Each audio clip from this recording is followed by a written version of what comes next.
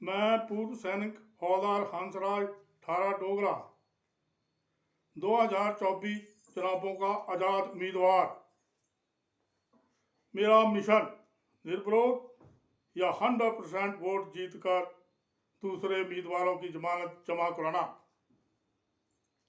इलाका निवासियों, देशवासियों, मैं पहले भी आपको 5 एपिसोड दे चुका हूं और मैं यह 6ठा एपिसोड दे रहा हूं।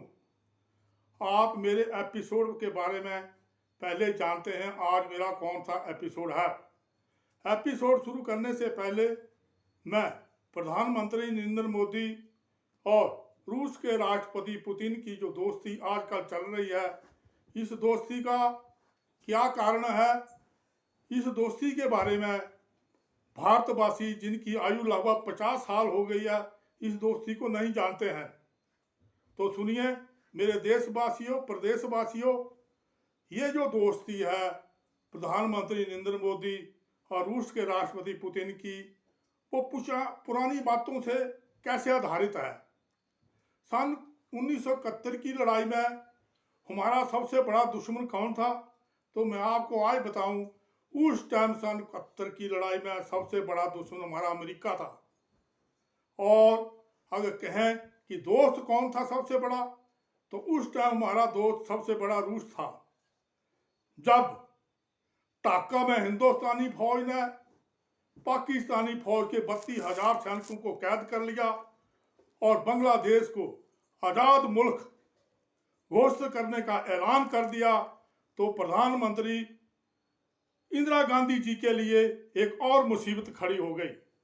अमेरिका ने अपना जंगी बेड़ा, अपनी फौज, फाइटर विमान, पैदल सेना सहित समुद्र में बंगाल की खाड़ी के लिए रवाना कर दिया। अभी क्या था, अमेरिका पाकिस्तान का दोस्त बना हुआ था, लेकिन हमारा दोस्त उस टाइम रूस था, जिगरी दोस्त। रूस ने अमेरिका के इस जंगी बेड़ा के आगे अपने 3 बेड़े खड़े कर दिए और उन्हें युद्ध की चैलेंज दे डाली। अभी क्या था, अमेरिका का बेड़ा घबरा गया, अगर हम युद्ध चालू करते हैं तो तीसरा विश्व युद्ध हो जाता है। और इस प्रकार से अमेरिकी बेड़े को अपने पांव पीछे खींचने पड़े। एक दोस्ती का सबसे बड़ा उदाहरण जो सन 71 की लड़ाई में रूस ने दिया, उस टाइम मैं भी स्कूल में पढ़ता था और प्रधानमंत्री नरेंद्र मोदी भी उस टाइम लगभग ज़्यादा उम्र के नहीं थे, 21-22 साल के थे, और हो सकता है पुतिन भी 20 साल के लगभग हों। तो आज उसी दोस्ती को उजागर करके, खैर ये बात अभी तक नरेंद्र मोदी जी के मुंह पर या किसी के सामाजिक कार्यकर्ता के मुंह पर नहीं आई है, लेकिन प्रधानमंत्री नरेंद्र मोदी उसी दोस्ती को निभा रहे हैं जो 1971 में इंदिरा गांधी जी ने कमाल करके दिखाया था। एक पाकिस्तानी सेना को 32,000 फौज को जनरल मानकसा ने पाकिस्तान की 32,000 फौज को ढाका में कैद करके बांग्लादेश का निर्माण किया और इंदिरा गांधी जी ने एक आज़ाद मुल्क बांग्लादेश घोषित किया। शेख मुजीब रहमान को वहां का प्रधानमंत्री बनाया और इस प्रकार से जो है बांग्लादेश का जन्म हुआ। इस बांग्लादेश को जन्म देने के लिए रूस की सबसे बड़ी भूमिका रही, जिसने कि अमेरिका के उस जंगी बेड़े को का रास्ता रोक दिया जो कि हिंदुस्तान के ऊपर बम्बारमेंट करने के लिए आ रहा था और हिंदुस्तान की पैदल सेना से युद्ध लड़ने के लिए आ रहा था। तो उस टाइम अमेरिका ने सबसे बड़ी दुश्मनी निभाई, लेकिन रूस ने सबसे बड़ी मित्रता निभाई और बांग्लादेश का जन्म हुआ। तो मेरे देशवासियों, मेरे इलाका निवासियों, बहुत ज्यादा मेरे देशवासी, मेरे देश के नागरिक इस इतिहास को नहीं जानते हैं कि अमेरिका ने इस प्रकार से जो जंगी बेड़ा भेजा था 1971 में हिंदुस्तान के बरखिलाफ, जब ढाका में जो है जनरल मानकसा ने जो है पाकिस्तान सेना का 32,000 फौजी एक साथ कैद कर लिया था और बांग्लादेश को इंदिरा गांधी ने अलग देश घोषित करने की वाणी निकाल दी थी। इस वाणी को सुनते ही अमेरिका आग उगला, क्योंकि उस टाइम वो पाकिस्तान का जिगरी दोस्त था। पूरा हथियार, पूरा साजो सामान, पूरे फाइटर विमान पाकिस्तान से अमेरिका को मिल रहे थे। तो उस टाइम तो अमेरिका हमारा सबसे बड़ा दुश्मन था। अगर मित्र था तो सबसे बड़ा रसिया था। तो रसिया से साथ हिंदुस्तान कभी उस मित्रता को भूल ही नहीं सकता है। लाखों दुश्मन बन जाएं, पूरा वर्ल्ड दुश्मन बन जाए, लेकिन रसिया के साथ हिंदुस्तान अगर दोस्ती को भूल जाता है तो ये बहुत बुरी बात होगी। प्रधानमंत्री नरेंद्र मोदी जी ने इस दोस्ती को निभाया। मुझे नहीं लगता है, मुझे कुछ शंका रहती है कि नरेंद्र मोदी जी के अलावा अगर इस समय यूक्रेन युद्ध के समय कोई दूसरा प्रधानमंत्री हिंदुस्तान का होता तो शायद ही वो इस तरह का रोल कर पाता और रूस के साथ इतनी युद्ध के दौरान इतनी दुनिया जो बरखलाफ है, फिर भी वो आया रूस के साथ कंधा मिलाकर खड़ा रहता। मुश्किल सी बात थी, लेकिन हो सकता हो भी जाती, लेकिन नहीं समझ में आ रही थी। इससे पहले जितने प्रधानमंत्री हुए वो रूस को भूल गए थे। मोदी से पहले जितने प्रधानमंत्री हुए मैंने हालात देखा, जो जब भी अमेरिका के पास गए तो अमेरिका के गुणगान गाए उन्होंने। जैसे हमारी मनमोहन प्रधानमंत्री अमेरिका में गए, ओबामा के साथ मिलने लगे, साथ में नवाज शरीफ था।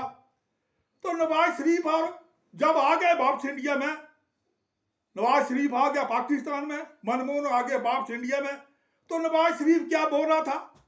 मनमोहन तो गांव की औरतों की तरह ओबामा के साथ और उसके साथ मेरी चुगली लगा रहे थे। राष्ट्रपति, अमेरिका के राष्ट्रपति के साथ चुगली लगा रहे थे। जैसे गांव में औरतें जो झगड़ा करती हैं और एक दूसरी औरत का झगड़ा चुगलियां लगाती हैं। तो ये बातें मैं सभी सुनी हुई हैं, ये नवाज शरीफ की बातें हैं। ये नवाज शरीफ ने मनमोहन को बोली। आज प्रधानमंत्री नरेंद्र मोदी को ये बात बोलने का तो कहां से कहां कौन बोलेगा? कोई वर्ल्ड का कोई नेता नहीं बोल सकता है। अमेरिका भी उनके पांव के आगे झुकता है। हमने प्रधानमंत्री नरेंद्र मोदी की जितनी सराहना की जाए उतनी ही कम है। देश के लिए हमें पक्का ही प्रधानमंत्री चाहिए 100 साल आगे तक के लिए, इसी तरह का। अगर दूसरा हो तब उनका उत्तराधिकारी भी इसी तरह का हो, जिसको इतना बड़ा ज्ञान हो कि रूस जो हमारा उस टाइम का मित्र है, जबकि थर्ड वर्ल्ड वार जो है सिर के ऊपर खड़ा हो गया। अगर रूस उस टाइम अपने 3 जंगी बेड़े अमेरिका के सामने खड़ा ना करता, अमेरिका को जो वापस जाने पर मजबूर नहीं कर देता, तो थर्ड वर्ल्ड वार लड़ने की हिम्मत अमेरिका नहीं जुटा पाया और उसको जो है अपने पांव पीछे खींचने पड़े अमेरिकी बेड़े को। ये युद्ध मैंने नहीं लड़ा, मैं तो स्कूल में पढ़ता था उस टाइम, लेकिन जिन्होंने युद्ध लड़ा उनसे मैंने ये कहानियां सुनी है। जिस प्रकार से मैंने पहले आजाद हिंद फौज की आपको बातें बताई, वो सैनिकों से सुनी हुई है। वो अद्भुत सैनिक, वो महायोद्धा, वो उन्हीं से सुनी हुई है, उन्हीं को सुनाता हूं। मैं तो बच्चा था 71 में, तो मैं 10वीं क्लास में पढ़ा करता था। तो मोदी जी भी उस टाइम जो बड़ी मुश्किल से 22 साल के होंगे और पुतिन भी लगभग इतने साल के होंगे। तो क्या था, वो अपने स्कूल टाइम को छोड़कर पुतिन ज्यादा से ज्यादा अपनी इंटेलिजेंस और सिक्योरिटी में चले गए होंगे, जहां वो कर्नल के रूप में जो है ड्यूटी करते रहे पुतिन अपने देश के लिए इंटेलिजेंस में। तो मोदी जी भी आरएसएस में चले गए होंगे और राजनीति करने के मूड में अपने जो अभियान देते होंगे। तो उस टाइम तो हम सभी बच्चे थे लगभग, मोदी भी, पुतिन भी और मैं भी। लेकिन मेरी सुना हुआ इतिहास है तो आज मोदी जी ने जो है रूस के साथ जो कंधे से कंधा मिलाकर सारी दुनिया में जो है एक नमूना पेश कर रहे हैं। इस नमूने के लिए तो मैं ये कहूंगा कि मुश्किल था अगर दूसरा प्रधानमंत्री जैसे मनमोहन गए बुशो ओबामा के टाइम में तो बोल दिया, और नवाज शरीफ ने वो घरेलू औरतों की तरह चुगली लगा रहा था। हिंदुस्तान का जो प्रधानमंत्री मनमोहन, ये घरेलू औरतें जैसे घर में झगड़ा करती हैं फिर चुगली लगाती हैं इधर उधर। तो नवाज शरीफ के शब्द मेरे को भूलने वाले नहीं है। मैं जो है अपने नेताओं के जो है 20 साल 50 साल पहले के पूरे शब्दों को याद रखता हूँ। इंदिरा गांधी ने क्या महान काम किया, कब इमरजेंसियां लगाई, मुझे सब पता है। कब उसने सन 78 में हिंदुओं के पहले फैमिली प्लानिंग कर डाले, वो बुरी बात थी। हिंदुओं को शमशान घाट पर जो है वो मुर्दानी फूकने दे रहे थे, सभी हिंदुओं के हो रहे थे, मुसलमानों के नहीं हो रहे थे। हालात था वो, क्या हालात बना, कैसे बना, भगवान जाने ने कि सन 78 में मैं तो सेवा में चला गया था फौज में, लेकिन जो यहाँ हालत हुई औरतों ने जो है पुलिस की और वो मास्टर जितने डॉक्टर थे उनकी जो गाड़ियों के जो टायर काट दिए, गांव में टायर काट दिए। उस टाइम इतना हंगामा हुआ फैमिली प्लानिंग का।